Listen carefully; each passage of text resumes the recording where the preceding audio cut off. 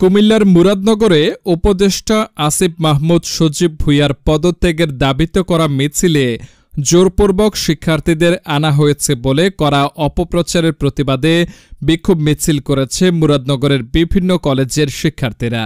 ৪ মে বিকেলে মুরাদনগর সদরে বিক্ষোভ মিছিল করে সাধারণ শিক্ষার্থী ও জনতা। এছাড়াও অধ্যক্ষ আব্দুল মজিদ কলেজ, কোড়েরপাড় আদর্শ ডিগ্রি কলেজ, কাজী নোমান আহমেদ ডিগ্রি কলেজ সহ মুরাদনগরের বিভিন্ন কলেজের শিক্ষার্থীরা বিক্ষোভ মিছিল করে।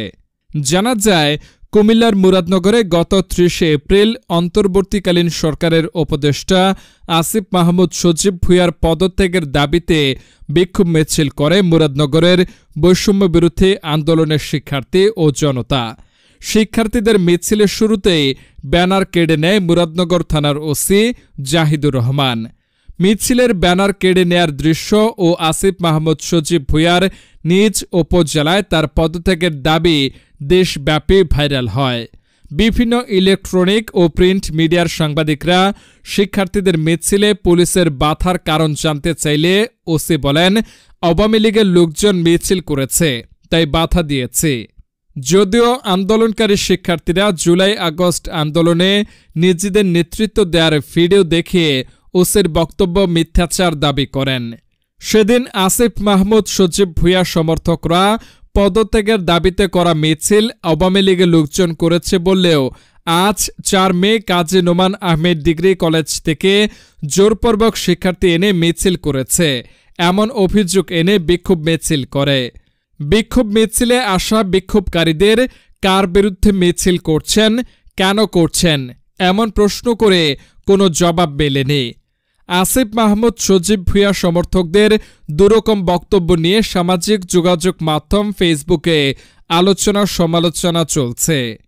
জুলাই আগস্ট আন্দোলনে মুরাদনগরের কোম্পানিগঞ্জে নেতৃত্ব দেওয়া নাহিদুল ইসলাম নাহিদ বলেন, নিজের জীবন বাজি রেখে ফ্যাসিস্ট শেখ হাসিনার বিরুদ্ধে আন্দোলন করেছি, যার ভিডিও রয়েছে। অথচ যারা আমাদের আন্দোলনে বাধা দিয়েছে তারাই আসিফ মাহমুদ সজীব ভুঁইয়ার লোক, আর আমাদেরকে বলে আমরা নাকি বৈষম্য বিরোধী আন্দোলনের কেউ না। বৈষম্য বিরোধী আন্দোলন করে আমরাই বৈষম্যের শিকার।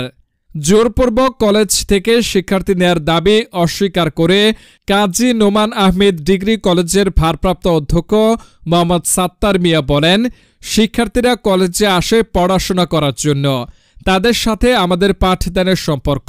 কোনো আন্দোলনে মিছিলে পাঠানো তো আমাদের কাজ না, আর জোর করার প্রশ্নই আসে না। শিক্ষার্থীদের সাথে মিছিল নিয়ে কোনো কথাই হয়নি। জনগণকে সহযোগিতা করবেন, কোন নেতা কোন উপদেষ্টা কারোর কথায় দরকার নেই।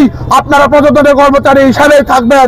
এবং তার সাথে আজকে যে মিথ্যাচার সাংবাদিক সম্মেলন হয়েছে, যে জোরপূর্বক তাদেরকে এনেছি, এমন কিছুই হয়নি যা সম্পূর্ণ মিথ্যাচার এবং গুজবদের দ্বারা এবং প্রশাসনিক ক্ষমতার দ্বারা তারা তৈরি করে নিয়েছে। আমি বলতে চাই, প্রত্যেকটি সাধারণ শিক্ষার্থী জনগণকে আপনারা আপনাদের চোখ কান খোলা রাখবেন।